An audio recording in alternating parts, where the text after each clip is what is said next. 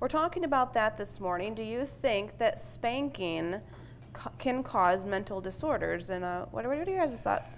That seems pretty drastic. I don't know, you know, mental disorders. Although I think there's been a change of heart from when I was a kid. Right. You know, certainly my parents didn't spank me, but I think there was a time when, go ahead, you know, give them a little swat. Now, these days, though, you know, they're kind of saying you don't need to do that. But when you guys came over on the Mayflower, everyone was doing that pretty much. Kevin, you got how many kids? How many kids have you got?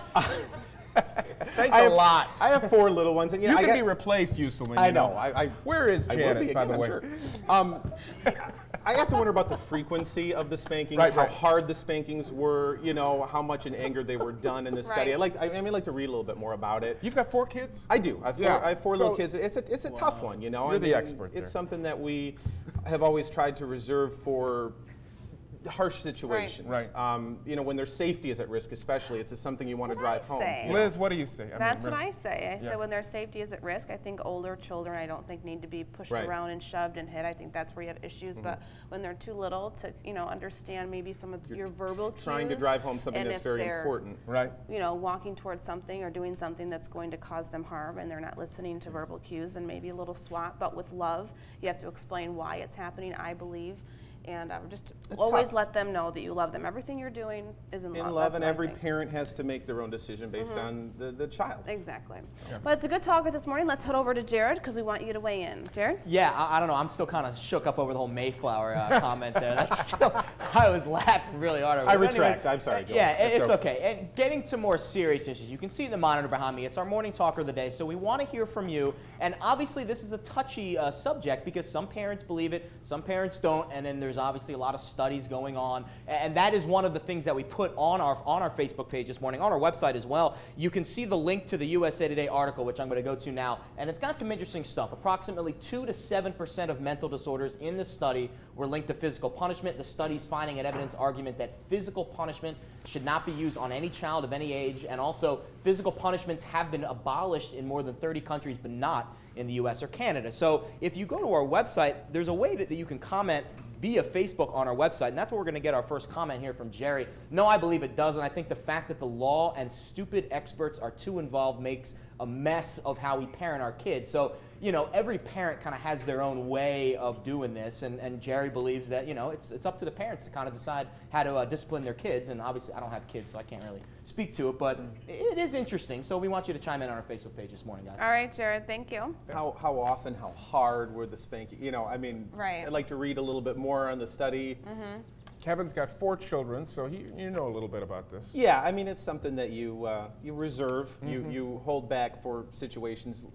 And you and I were talking about this earlier, Liz, like such as if their safety was at risk or something, especially when they're little. I'm reading a book right now, and parents, you can laugh at me, but it's called, what is it called again?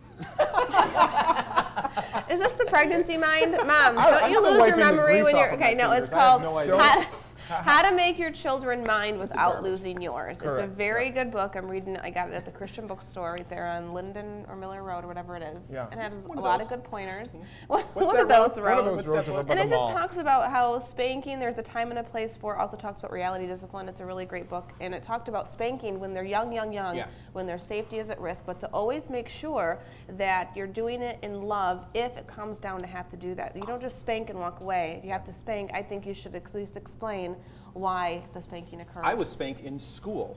Oh. Were you? No. Joe? Not even nuns, you? Really? They did things with rulers, but they didn't actually hit me. Or I would have hit them back. What'd they do with the rulers? Jared, what are the I was a bad kid. What are the Facebook folks saying? You know, guys, we've got a really good conversation brewing on our Facebook page right now. But of course, Joel, if Kevin gets out of line over there, feel free to just, you know, give him a little spank and get back in line. Oh my gosh. But Liz hit the bullet on the head here. It's safety, and that's what some of our Facebook fans are talking. Let's go right to the top. Rebecca talking to Gail, who posted a little bit earlier.